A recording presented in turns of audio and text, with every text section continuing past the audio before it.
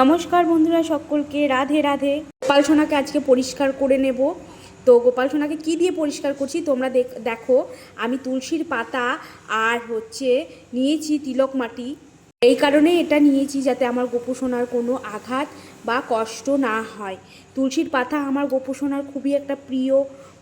তুলসীর পাতা আর তিলক মাটি গোপাল সোনাকে ধারণ করানো হয়, সেই জন্যই এই দুটো জিনিস দিয়ে আমি গোপাল সোনাকে পরিষ্কার করব, যাতে আমার গোপাল সোনার কোনো কষ্ট কিংবা আঘাত কোনো কিছুই না লাগে, যাতে তিনিও খুশি থাকেন। সেই কারণেই এই তিলক মাটি আর তুলসীর পাতা আমি ব্যবহার করে থাকি। গোপাল সোনাকে যখন আমার মনে হয় যে গোপাল সোনাকে একটু ডাল হয়ে গেছে, চকচক করছে না, তখনই আমি এটা ব্যবহার করে থাকি। তোমরা এরকম কারা ব্যবহার করো অবশ্যই কমেন্টে বলবে।